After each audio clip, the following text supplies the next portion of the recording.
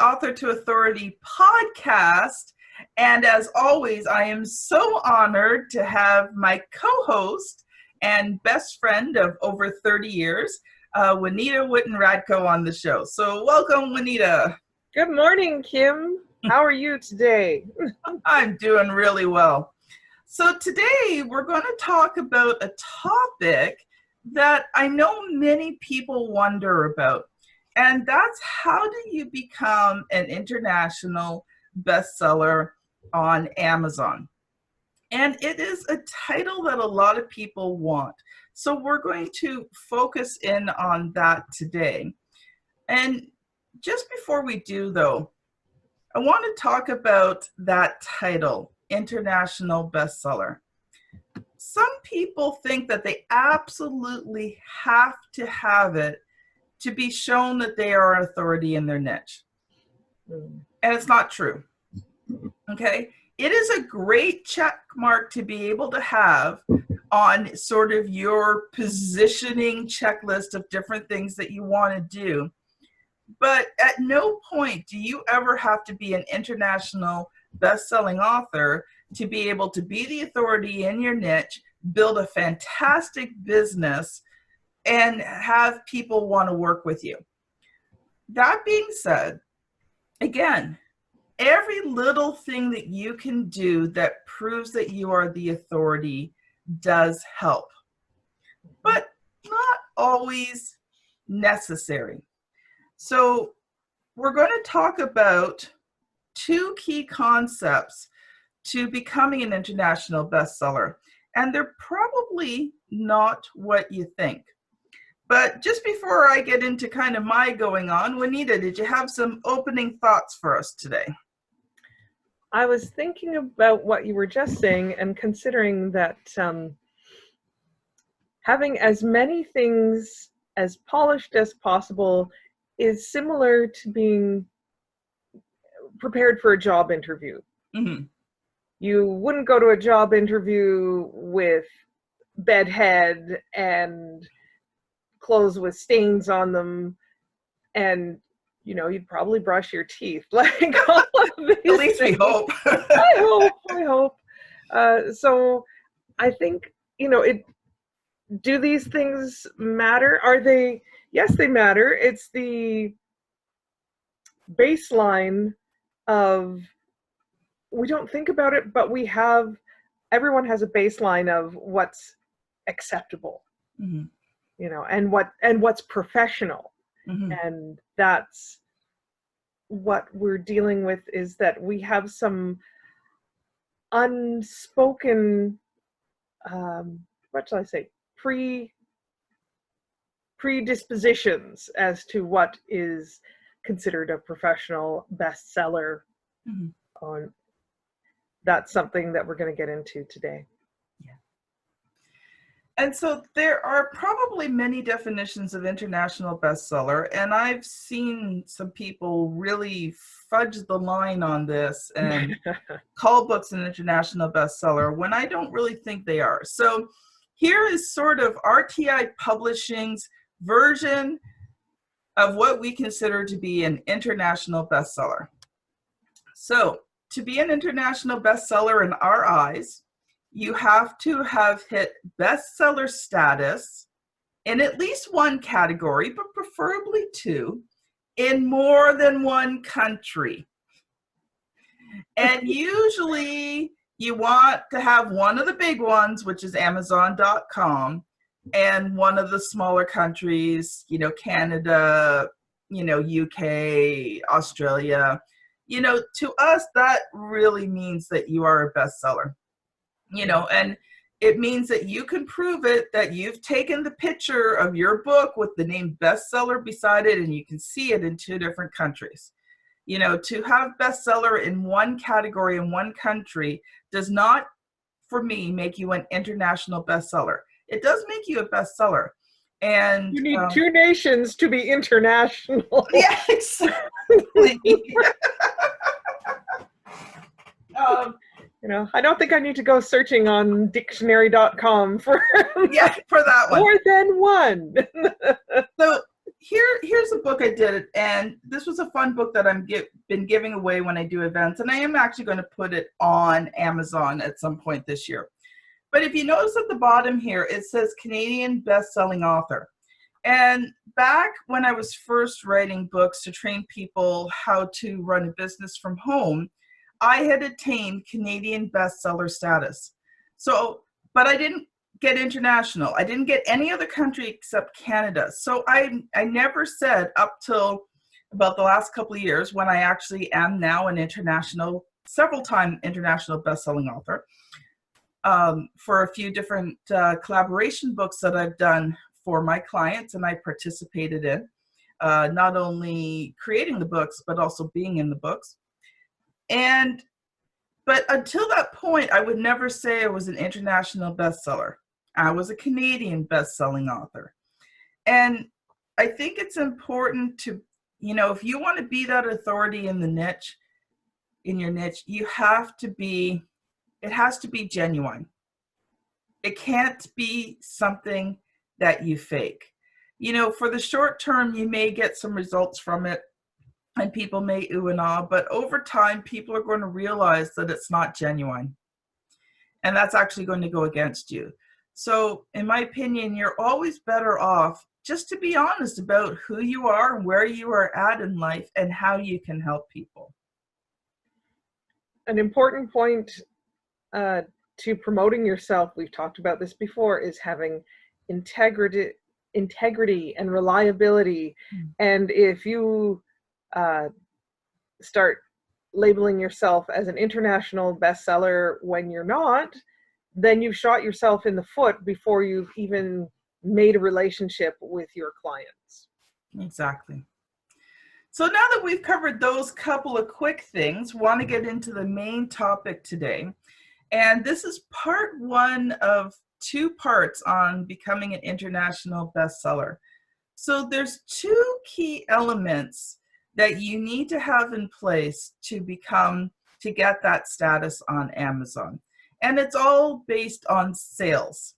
So you've got to be able to sell the book. So the 2 key elements are, first of all, you have to have a well-written book. So, and we're going to talk about those elements of a well-written book today. In part 2 of this series, we're going to look at the second one, which is marketing. You will never hit, unless you've already got a network of thousands and thousands and thousands of people. Most of us do not. So if you're starting out and you don't have that network, you have to be able to do marketing. That's the only way that you're going to hit that international bestseller status, because it is based on sales and you've got to be able to reach people and get them to buy the book. So the misconception is people think that if they do a well-written book, it's a field of dreams and everybody's going to flock to it. They're going to find it on Amazon. They're going to buy it. And, you're going to do thousands and thousands of sales and, it's going to be a top 10 book. Piece of cake. You can make money while you're sleeping.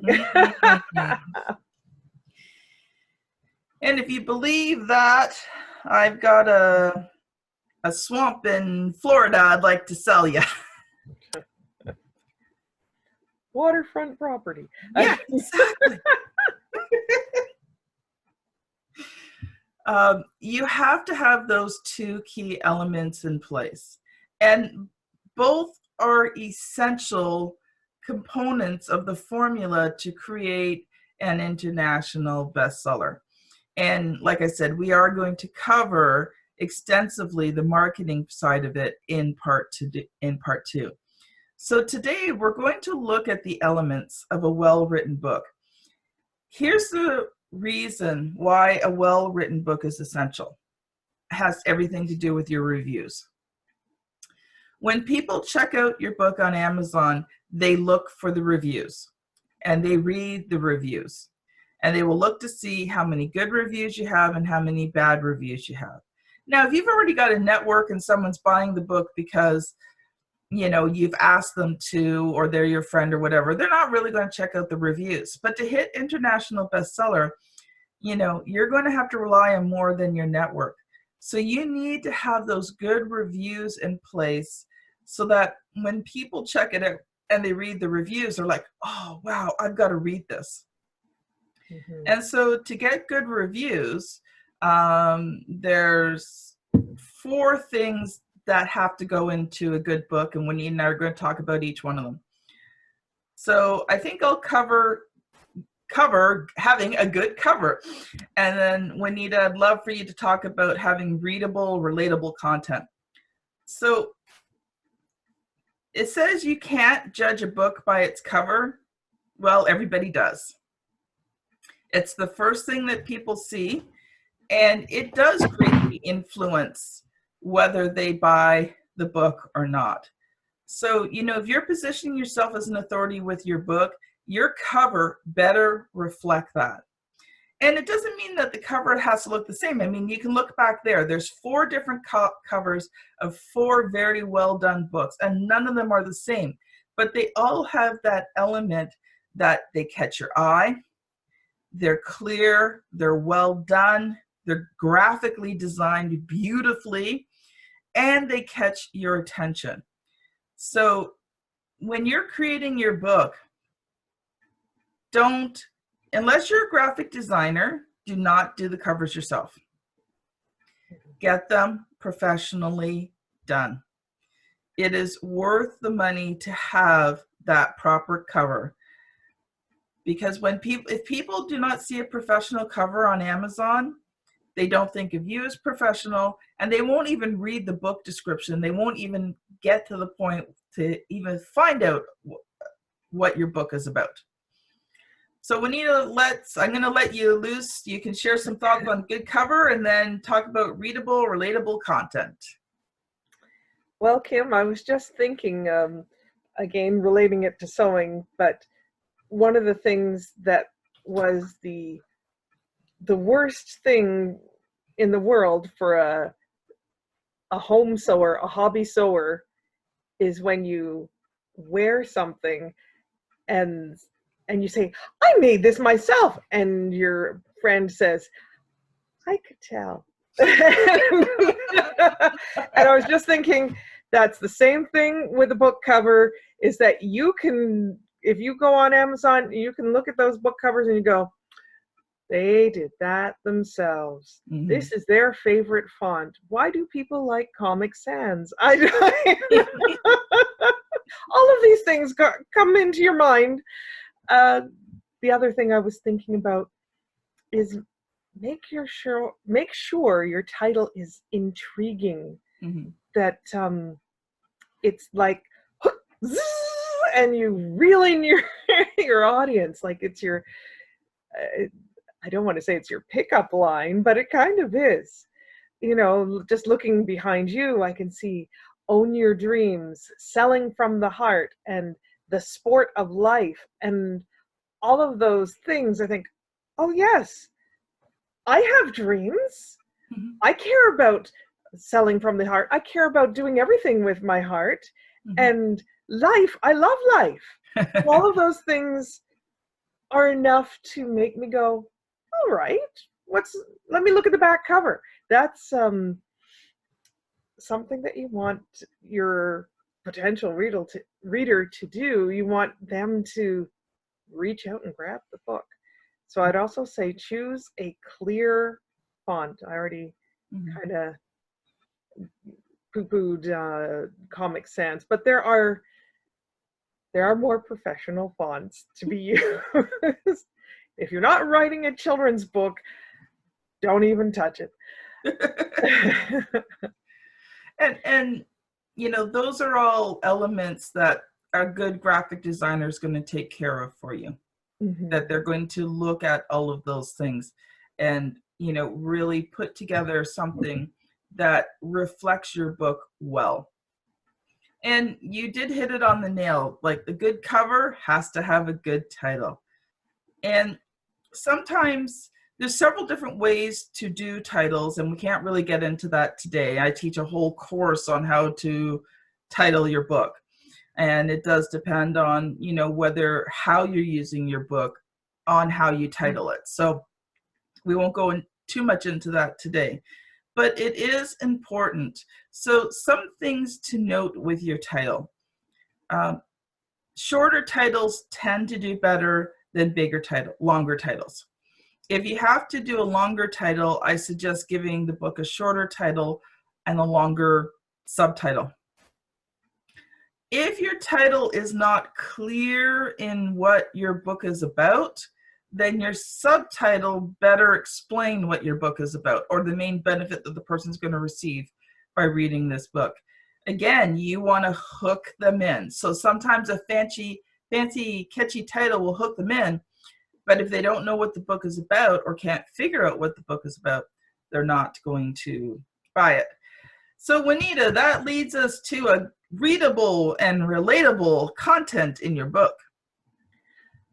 Readable content, my own personal preference is something that is easy to read, where I'm not looking up words, whether it's jargon or higher end academically, you know, unless you are creating a book for academics, you should probably keep your language level around the grade 6 to grade 8 level, reading level.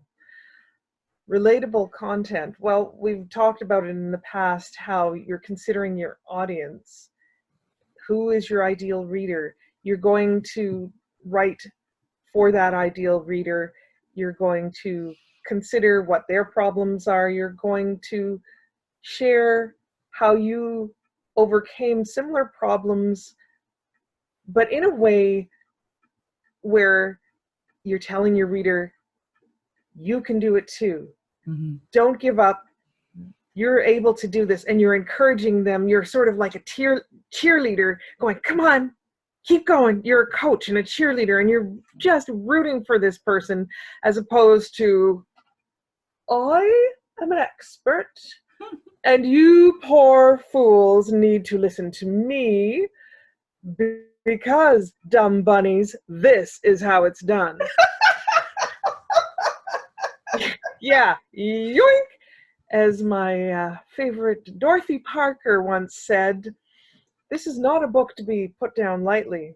In fact, it should be hurled with great force. I've read a few books like that. So, and I think you kind of hit it on the head there. You know, the hero of the book has to be the reader. mm-hmm. And you're helping them on their hero's journey. Yes, I was thinking about our previous episode where we talked about the different voices, and I compared them with the characters from the Big Bang episode. You don't want to be a Sheldon who's a know-it-all, and that is not taking your hero further on their path. Mm-hmm.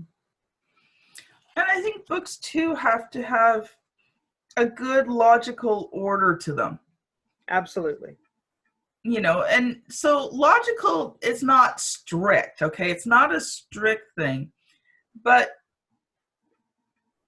if you're trying to get a person from, let's say, from A to B, and yet you've taken them from A to Z to N to Q, you know, you've taken them all over the place except to B, they're not going to see results. Mm-hmm. So, you know, you've got to think of the progression of what this person is going through.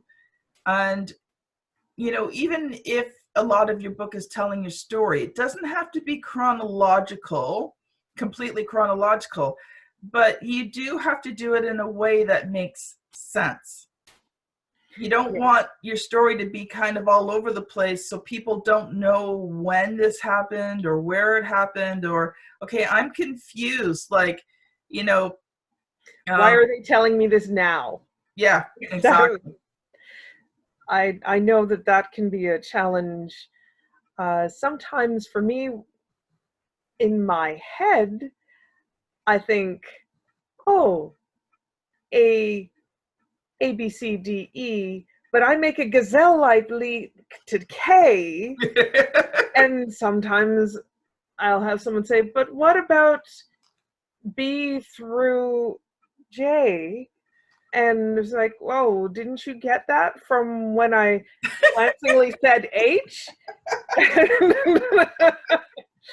And that's when having another pair of eyes and getting feedback about how does this make sense to you? Do you see where I'm heading here? If you were reading this book, what am I telling you everything you need to know, or what am I missing for this to really be a good tool for you? So it's good to have someone who can give you feedback, a willing victim or a spouse, however it works. maybe not a spouse. I guess it depends on how strong your relationship is. Yeah, you might want to go to a BFF. And I was also thinking back to what you were talking about in terms of vocabulary. Now, you got to understand, Juanita is the delicious word girl. And she's got quite the extensive vocabulary, and I am constantly impressed by her ability to come up with unique words that I have never heard of before. And it's one of the things I love about her. But she does stress that grade 6 to 8 reading level. But one thing I do want to add to that is you can still elevate your writing, elevate your vocabulary, and use better choices of words, even within that grade 6 to 8 reading level. Range. Yes. Yeah. For example, you call me the delicious word girl. If something, thinking about taste, there's a ranking of, we might think, well, it's okay, it's good, it's delicious, it's yummy, it's pleasant. I'm not using words that are hard for anybody to understand. Is it, even if I said it was sublime, you'd probably still, I don't think I'd lose many people. Mouth watering.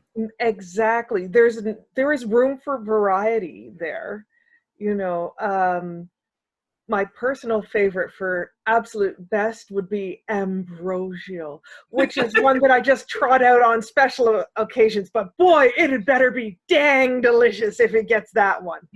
I wouldn't use ambrosial in my, level 6 to grade 6 to grade 8 book, but you best believe that I'm keeping it for special occasions.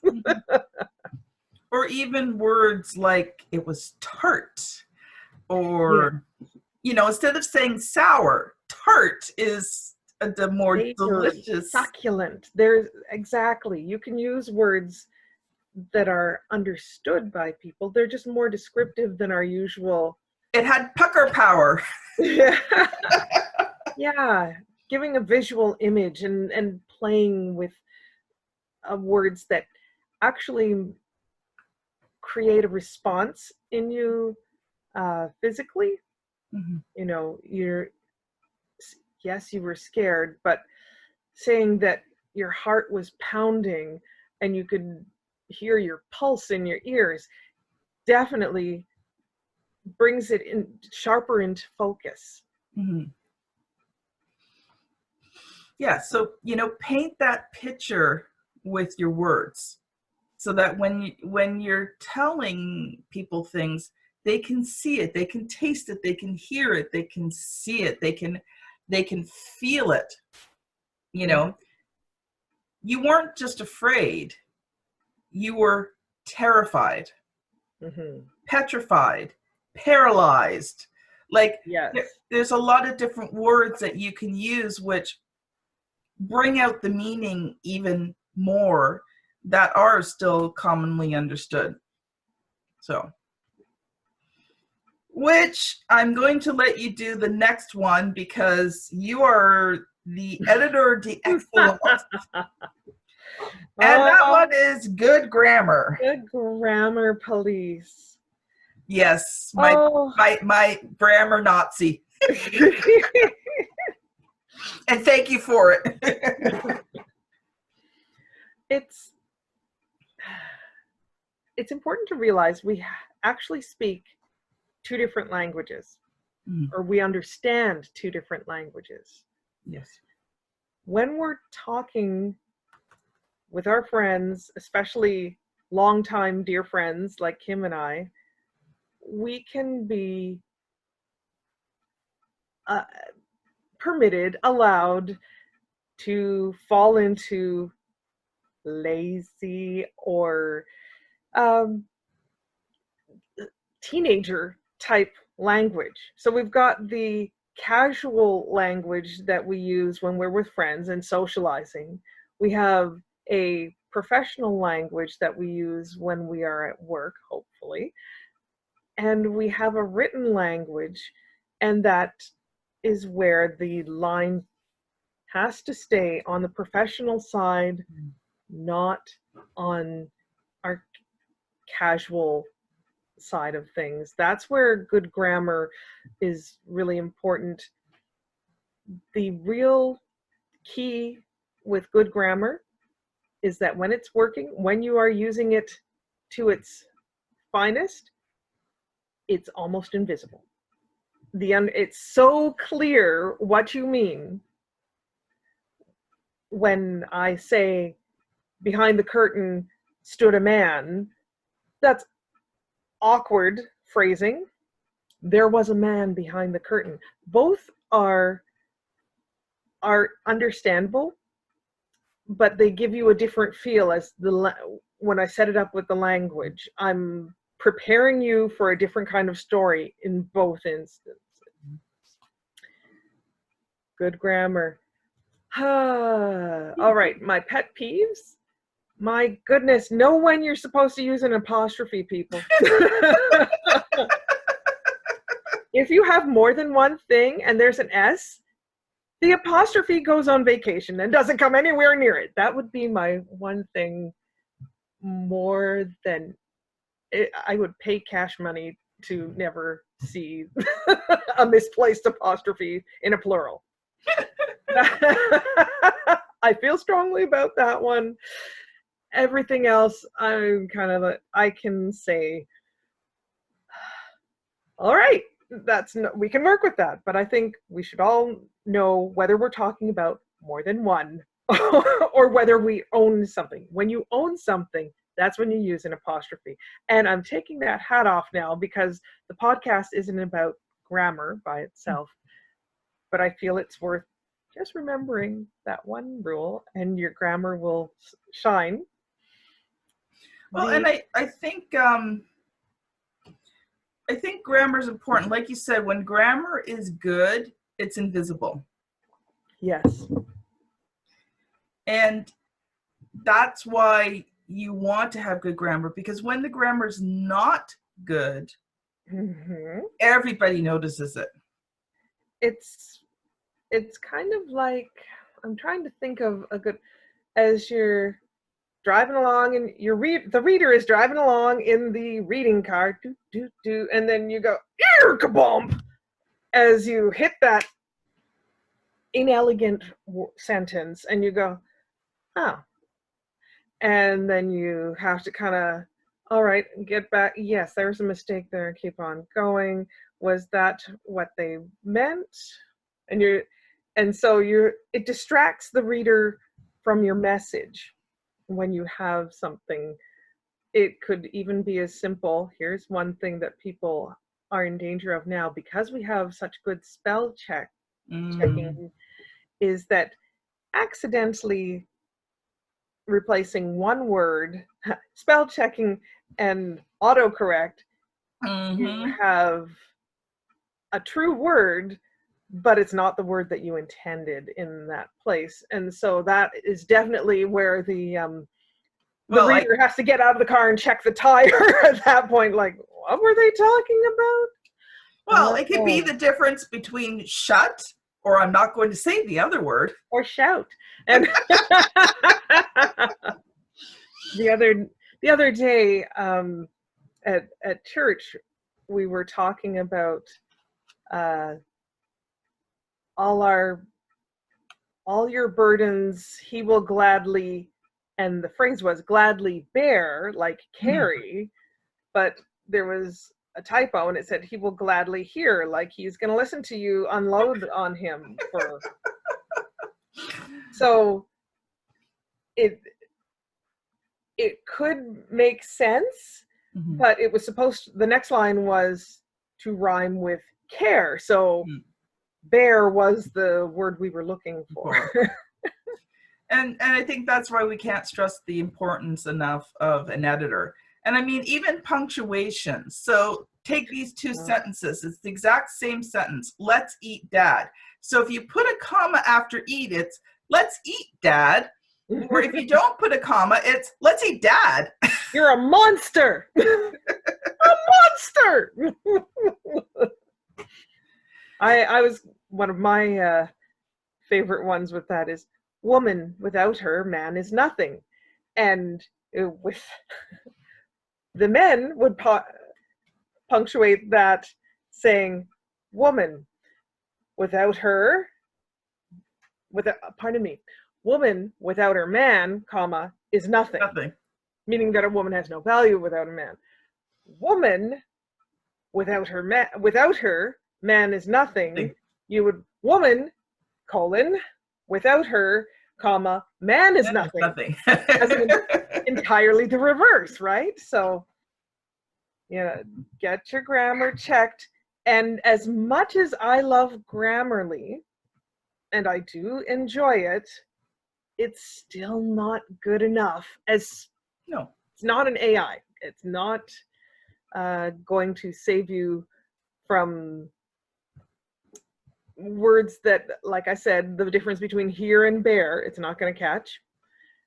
And it's not going to necessarily appreciate the nuances of Canadian versus American grammatical. So you can't, there are some settings in there, but here's the thing. Like, again, I love Grammarly too, but for me, it's only ever just sort of a double check. Yes. You know, it's really good just for double checking things. And it does sometimes catch things that I didn't catch, but again, it's not my main thing. It's my backup double check. So then the next one, which I'm going to cover, is excellent formatting. First of all, if your book does not meet basic formatting standards, it will not be accepted on Amazon, either in ebook or print book, though there is a little bit more leeway in your ebook than there is in a print book. But that being said, you want your book has to look good on the inside.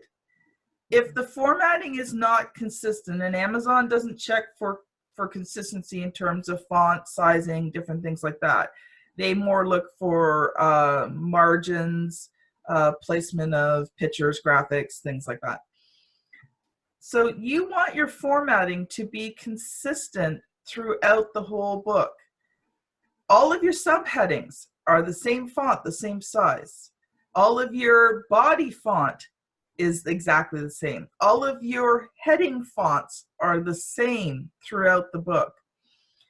You don't want a book that's so crammed that there's no white space. People need that white space, and it's a balance. You don't want like an extreme amount of white space, but you have to have some white space. So your line spacing has to be good. So the distance between your lines has to be good. Yeah, the wall of text is no fun to read. Yeah. You know, one of the requirements to become an RTI writer is the ability to write 3 to 5 lines long paragraphs. Having a whole page paragraph is very hard to read. So, you know, it's not that in our books everything's 3 to 5 lines. It occasionally does go longer because it needs to go longer. But you know, we don't have huge blocks of text in our book. You want to make it so that it's pleasing to the eye to look at. Mm-hmm. You know, and it has to be consistent throughout. Please, please, please, please, please do not use Times New Roman for the interior of your book. It is a very old font. And it was, when Times New Roman came out, it was really good for its time. And if you're just writing your book in Times New Roman, that's fine. Do not format your book in Times New Roman. There are so many really good, readable, clean-looking fonts out there. We're not going to go into too many details because we don't have time today, but do a study on serif and sans serifs fonts and where each one is appropriate. You know, you want your book to be easy, and, you know, adding a lot of design elements can make it cluttered and make it hard to read. That can also interfere with your readership, especially if some of your audience may have visual disabilities or reading difficulties, processing difficulties like dyslexia. Those kind of fonts will distance you from those readers. You know, your bullet points, use the same thing, whether it's a dash, whether it's a dot, whether it's a star, whatever it is that you're doing, make sure that it's good and consistent throughout the book. You know, if you're going to, like, if you've got a book where, you know, you've got point 1 and then it's got point A and then A1 and whatever, and you're doing a lot of that through the book, it's hard to read. It's not a legal document. Yeah, exactly. That's what it feels like. It feels like a legal document. So, you know, make sure when you're formatting that you find different ways. Use subheadings in your chapters. Break up your chapter into those subheadings. You will find that it brings everything to your point to a close, but it also allows that person that small mind break, and they can pick up where they left off.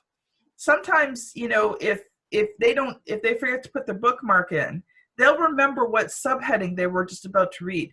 But if you have no subheadings and they're done trying to flip through and find where they read, they might just stop reading the book. So again, subheadings make the book readable.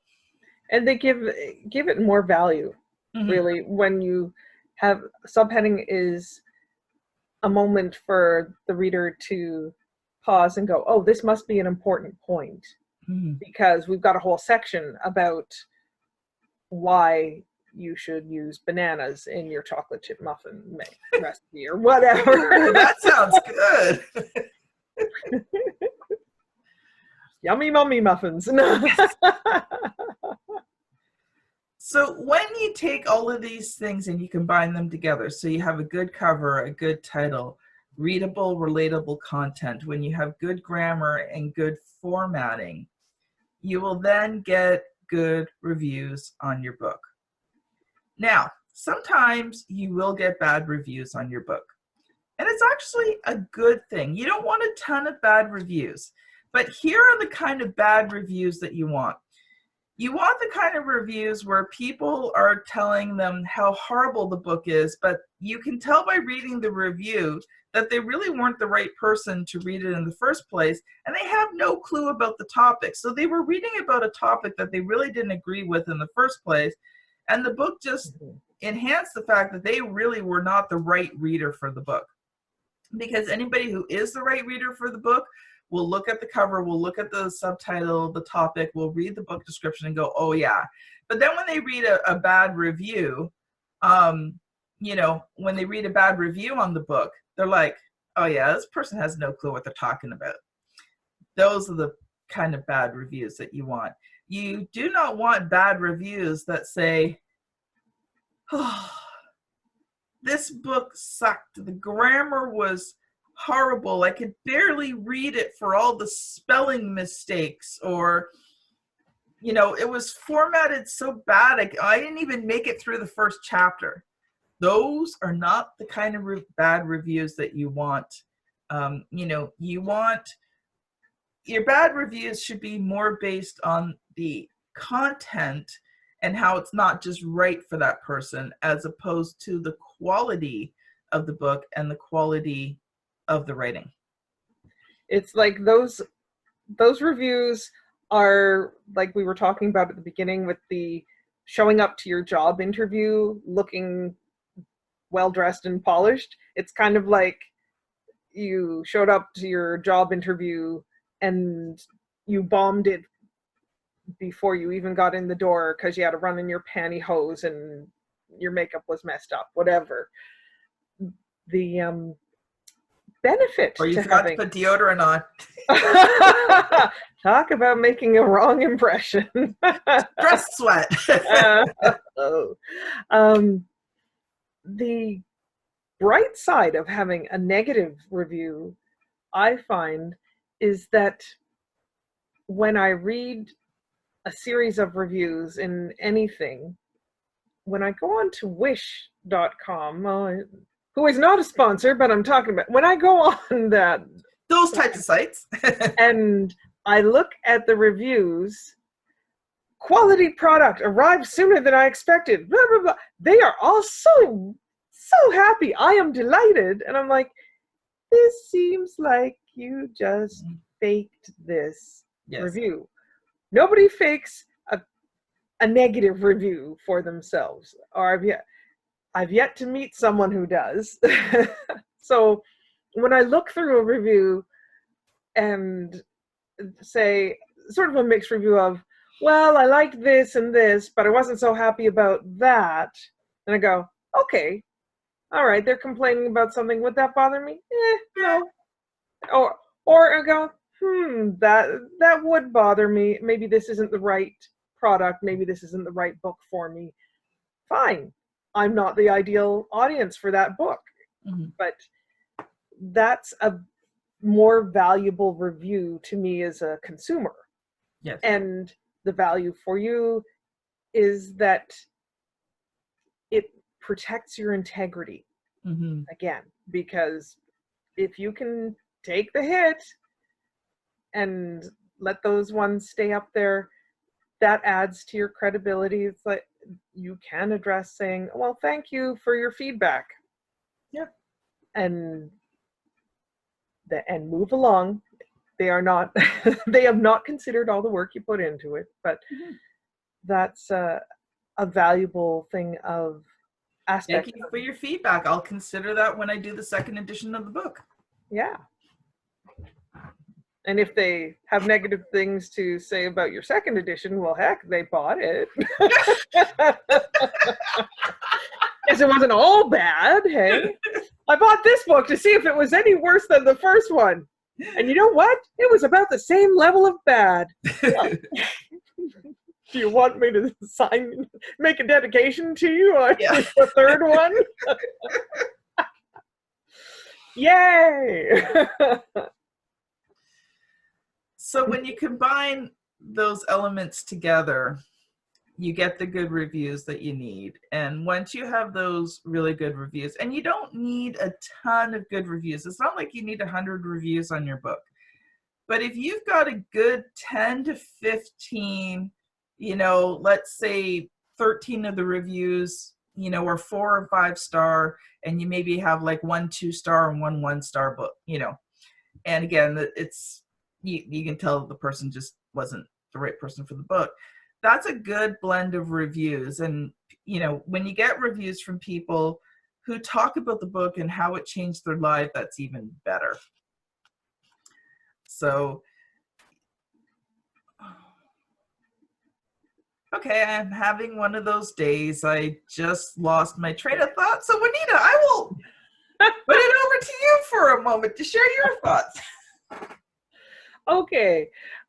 It is worthwhile asking some of your friends to review your book if you know that they will do a better job than just this was the best book I ever wrote, the best book I ever read that was written by a friend of mine who buys me coffee after I write a review for her.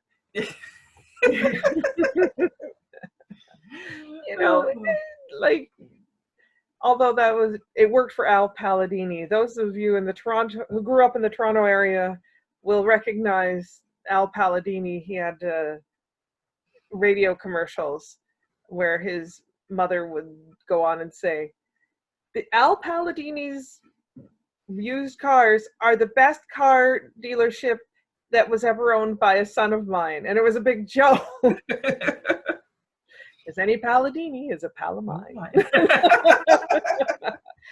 How many years later, and I've still got that in my head. So it was effective marketing. So, which leads us to the fact that in part 2, make sure you come back for part 2. It's really important that you combine a good book with good marketing. And so the episodes with Juanita and I always air on the 1st and the 3rd Monday of the month. So tune in.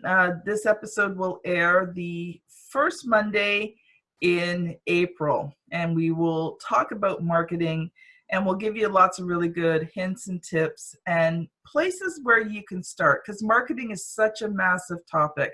But we're going to share with you just some good ideas of where do you begin and what can you expect. And I think being realistic in what you can expect will not only help you attain your goal of becoming an international bestseller, but also if you don't quite make it, then you know why. So anyway, this has been Juanita Wootton-Radko and myself, Kim Thompson-Pinder, on the Author to Authority podcast. And we will see you all on the very next episode. Bye now. Bye-bye.